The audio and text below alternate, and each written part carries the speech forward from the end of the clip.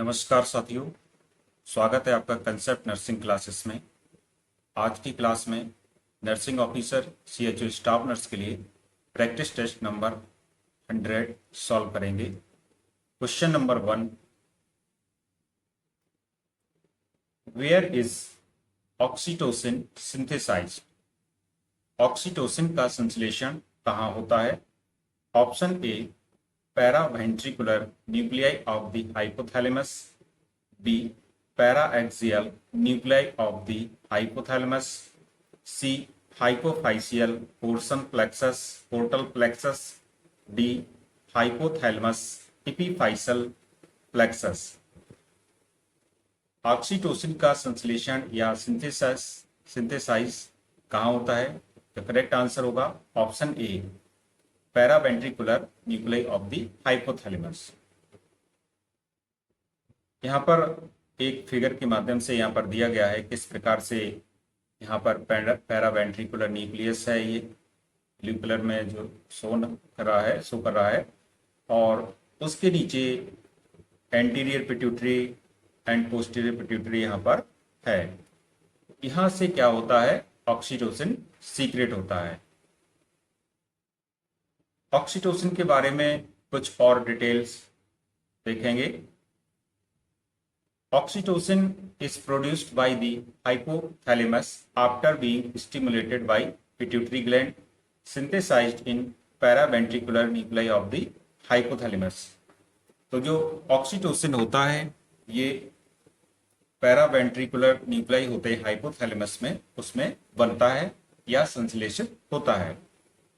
As a hormone it plays a role in inducing labour contraction and lactation. एक hormone के रूप में जो ऑक्सीटोसिन का काम होता है, जो प्रमुख काम है इसका, वो क्या है? कॉन्ट्रैक्शन, लेबर को इंड्यूस करना, संकुचन को बढ़ाना इस प्रसव के समय पर। और दूसरा इसका जो बहुत ही इंपॉर्टेंट काम है वो है लैक्टेशन में। It is released with touches and hugs. तो इसमें होता क्या है कि जो भी टच करने से और हग करने से, मीन्स इसमें गले मिलने से भी ये बढ़ता है। It is associated with bonding between a mother and her child as well as between lovers. तो इसको लवर्स हार्मोन भी हम लोग कह सकते हैं, क्योंकि जो आपने देखा होगा ये टचेस एंड हग्स का करने से क्या होता है? ऑक्सीटोसिन निकलेगा। तो ऑक्सीटोसिन जब निकलेगा तो शरीर को अच्छा महसूस होता है। तो ये शरीर को अच्छा महसूस कराने वाला हार्मोन भी है। आगे देखेंगे, oxytocin appears to change the brain signals related to social recognition by a facial expression, perhaps by changing the firing of neurons of amygdala. Oxytocin is synthesized by the hypothalamus and is transported axonally to the neurohypophysis. Oxytocin acts on the smooth muscles. तो oxytocin किस पर कार्य करता है? Smooth muscles पर कार्य करता है, शरीर की और कॉन्ट्रैक्शन को स्टिमुलेट करने का काम करता है। फीमेल्स में विग्रस कॉन्ट्रैक्शन को स्टिमुलेट करता है लीवर के टाइम पर, जिससे कि बच्चा आसानी से पैदा हो सके, और मिल्क इंजेक्शन का काम भी ये करता है। नेक्स्ट क्वेश्चन की ओर चलेंगे। Question number 2, what is the name of the muscle that extend from the sphenoid bone to mandible?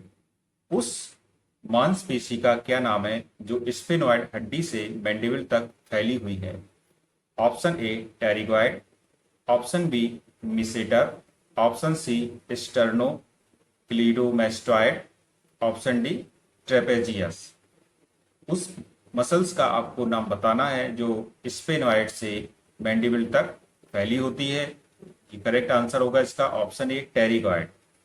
Figure के माध्यम से देखेंगे कहाँ पर ये टेरिगॉइड होती है। तो यहाँ पर ये फिगर दिया गया है, तो यहाँ पर देख सकते हैं ये मेस्टर है, ये मीडियल टेरिगॉइड है जिसका यहाँ पर क्वेश्चन पूछा गया था। लेटरल टेरिगॉइड है, ये वाली लेटरल हो गई, ये मीडियल हो गई, और ये टेम्पोरेलिस यहाँ पर होती है। तो यहाँ पर जो क्वेश्चन है उसको एक बार जरा फिर से हम लोग देख ले रहे हैं। What is the name of the muscle that extend from sphenoid? तो स्फिनॉइड से मैंडिबल तक तो जो फैली हुई मांसपेशी होती है उसको क्या बोला जाता है? उसको बोला जाता है टेरिगॉइड। यहां पर इसको फिगर के माध्यम से ही बताया गया है। नेक्स्ट क्वेश्चन की ओर चलेंगे। Question number 3, complementary feeding should be initiated at the completion of. पूरक आहार कितने समय के बाद शुरू करना चाहिए? Option A 3 months, option B 9 months, option C 12 months, option D 6 month. देखिए, जब बच्चे का जन्म होता है तो 6 माह तक डॉक्टर रिकमेंड करते हैं कि बच्चे को केवल माँ का जो मिल्क है वो ही देना है, केवल स्तन का जो दूध है वही पिलाना है। इसके बाद क्या होता है, बच्चे को पूरक आहार शुरू किया जाता है, इसलिए इसका करेक्ट आंसर होगा option D 6 month. Complementary feeding, it is the process of giving an infant other foods and liquids along with breast milk। तो ब्रेस्ट मिल्क के अतिरिक्त जब इन्फेंट को अन्न भोजन भी दिए जाए, लिक्विड दिया जाए, तो इसको क्या बोला जाता है? कॉम्प्लीमेंट्री फीडिंग बोला जाएगा। After the age of 6 months, as breast milk alone is no longer sufficient to meet the nutritional requirements of the growing body।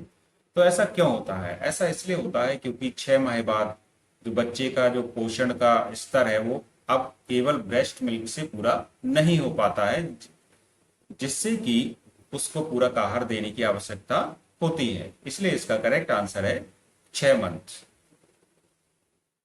Next question number 4, where is the kidney located? Kidney कहाँ स्थित होती है? Option A oesophagus, option B aorta, option C urethra, option D abdomen.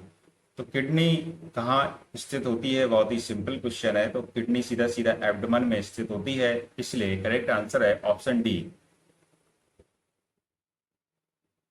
Kidney की location देखते हैं। Located in the abdomen just below the rib cage, one on each side of your spine.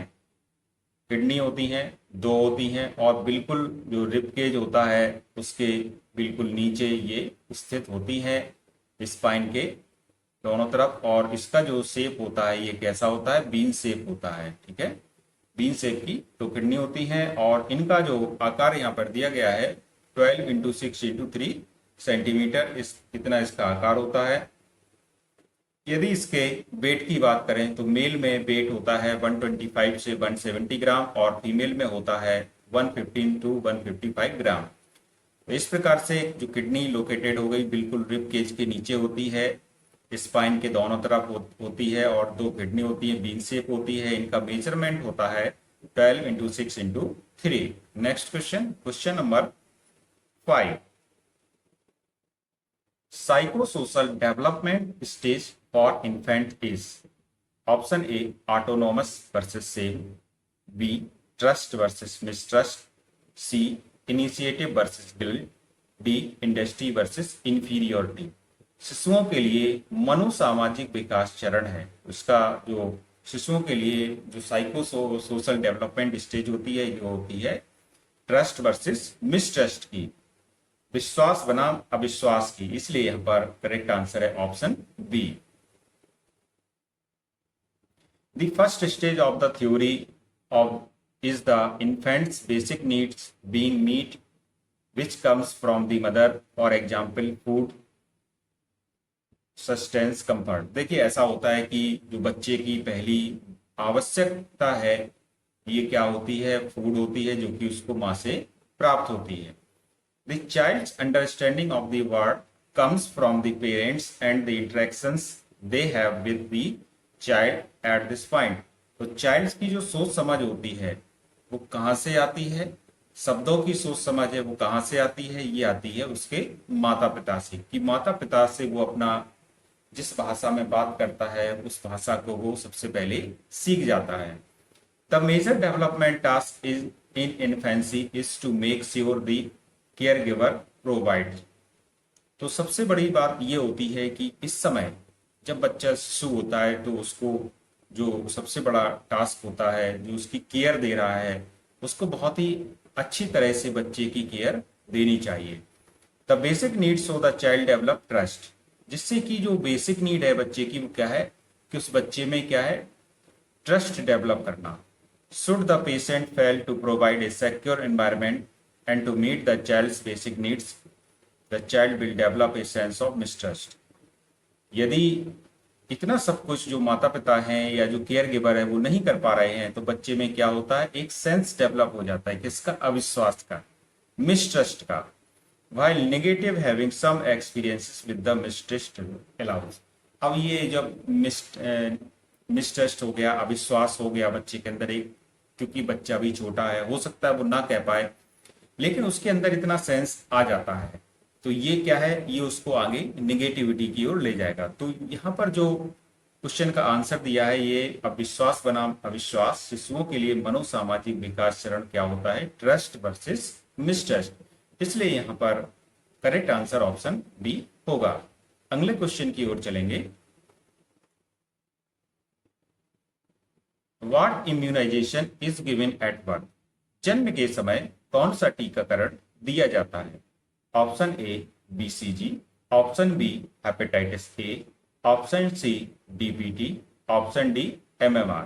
तो जन्म के समय सबसे पहले बच्चे को क्या होता है, जब भी बच्चे का जन्म होता है तो उसको 3 टीके दिए जाते हैं।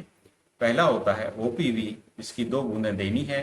दूसरा होता है बीसीजी, इसका इंटरडर्मली इसको लगाया जाता है। और तीसरी होती है hepatitis B.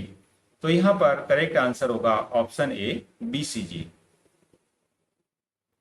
BCG vaccine, it is a vaccine against tuberculosis that is prepared from a strain of the attenuated live bovine tubercle bacilli mycobacterium bovis that has lost its virulence in humans। तो होता क्या है कि जो BCG vaccine होती है, जिसका की फुल फॉर्म बैसिलस काल्मिटेक्वेरिन होता है, यह माइकोबैक्टीरियम ट्यूबरकुलस बैसिलस से बनाई जाती है। लेकिन ये क्या होती है, लाइव वैक्सीन होती है, लेकिन इसमें जो जीवाणु इसमें डाले जाते हैं वैक्सीन में, इनकी जो क्षमता है वो कम कर दी जाती है। इसीलिए इसको क्या कहते हैं, लाइव वैक्सीन कहते हैं, क्योंकि इसमें जो भी जीवाणुओं का यूज हो रहा है ये लाइव फॉर्म में हो रहा है, डेड फॉर्म में नहीं होता है। तो इसका जो अब डोज की बात करें तो पहले तो हम लोगों ने ये देखा कि बीसीजी टीबी को रोकने वाली वैक्सीन है, और इसकी जो डोज होती है 0.05 ml होती है न्यूबॉर्न के लिए। नेक्स्ट क्वेश्चन की ओर चलेंगे। Question number 7, functional nursing is a method of providing, कार्यात्मक नर्सिंग प्रदान करने की एक विधि है। Care of records, case management, patient care, equipment care. तो कार्यात्मक नर्सिंग, फंक्शनल नर्सिंग एक मेथड है। क्या मेथड है, ये पेशेंट केयर से संबंधित एक मेथड है, इसलिए यहाँ पर करेक्ट आंसर है ऑप्शन सी। अब इस कार्यात्मक नर्सिंग में होता क्या है कि कार्यात्मक नर्सिंग पद्धति स्वास्थ्य टीम के सदस्यों के बीच संचार को कम करती है। तो इसमें हम देख सकते हैं कि यह हेड नर्स होती है, वो इन नर्सों को, अपने नीचे की नर्सों को काम बांटती है कि आपको पेशेंट को ठीक करने के लिए क्या करना है। दूसरी नर्स को बताएगी आपको ये करना है, और तीसरी नर्स को बताएगी कि आपको ये करना है। और उनका टारगेट क्या होता है, सिर्फ एक होता है, patient.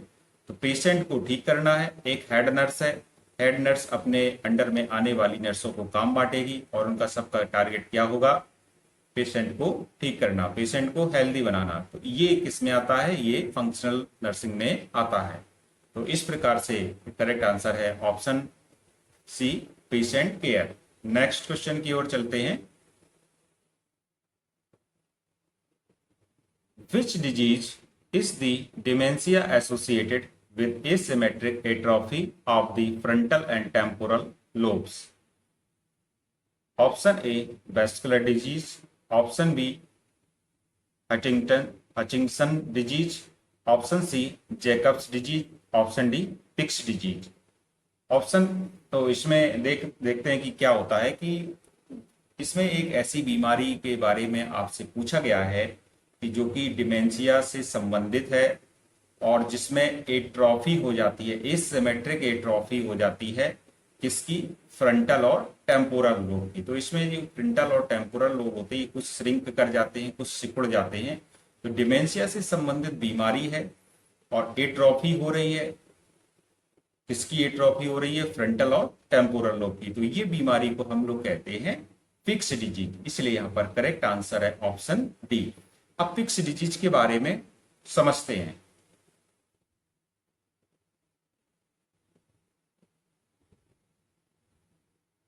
It is a kind of dementia. ये एक प्रकार का क्या है? डिमेंशिया ही है। तो डिमेंशिया आप लोग जानते हैं कि इसमें स्मृति की हानि हो जाती है, मेमोरी लॉस हो जाता है, similar to Alzheimer's disease but far less common. तो ये एल्जाइमर डिजीज के जैसी ही एक बीमारी है, लेकिन बराबर एल्जाइमर के बराबर की बीमारी तो नहीं है, लेकिन उसके सिमिलर बीमारी है।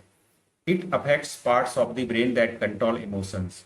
ये जो फिक्स डिजीज होती है, ब्रेन के ऐसे पार्ट्स को कंट्रोल करती है, ऐसे पार्ट को इफेक्ट करती है, प्रभावित करती है, जो इमोशन, भावनाओं को कंट्रोल करते हैं, आपके व्यवहार को कंट्रोल करते हैं, आपकी पर्सनालिटी को कंट्रोल करते हैं और आपकी बोलचाल की भाषा को कंट्रोल करते हैं। तो फिक्स डिजीज ब्रेन के ऐसे पार्ट को प्रभावित करती है जो इमोशन, बिहेवियर, पर्सनालिटी, लैंग्वेज को कंट्रोल करती है। It is also a type of disorder known as frontotemporal dementia. तो इसको क्या कहते हैं? फ्रंटोटेम्पोरल डिमेंशिया, जिसका शॉर्ट फॉर्म होता है FTD। Frontotemporal dementia is a common cause of dementia, is a group of disorders that occur when nerve cells in the frontal and temporal lobes of the brain are lost. तो इसमें इसका कारण क्या होता है? इसका कारण ये होता है कि जो ब्रेन का फ्रंटल और टेम्पोरल लोब्स की जो नर्व्स हैं, उनमें क्या हो जाता है? क्षति हो जाती है, उनमें लॉस हो जाता है। This cause the lobes to shrink. इसका कारण क्या होता है? जो लोब्स होते हैं फ्रंटल और टेम्पोरल के, ये क्या होते हैं? सिकुड़ जाते हैं, श्रिंक कर जाते हैं। तो यहाँ पर इस फिगर के माध्यम से बताया गया है किस प्रकार से यहाँ पर MRI में ये आया है। तो यहाँ पर ये क्या कर गए? श्रिंक कर जाते हैं यहाँ पर, ये इस टाइप से। तो ये क्या होता है? ये होता है फिक्स डिजीज। अब यहाँ पे समझ सकते हैं हम फ्रंटल टेम्पोरल डिमेंशिया FTD के बारे में। Degeneration of the frontal and temporal lobe. तो फ्रंटल और टेम्पोरल लोब का डिजेनरेशन होता है फॉर फिक्स डिजीज। इसमें इस प्रकार से जो फिक्स बॉडीज बन जाती हैं, प्रेजेंस ऑफ फिक्स बॉडीज इसमें बनने लगती हैं, जिसमें फ्रंटल और टेम्पोरल लोब का डिजेनरेशन होने लगता है, और ये आगे किस में चेंज हो जाता है? फिक्स डिजीज में चेंज हो जाता है। Next question number 9।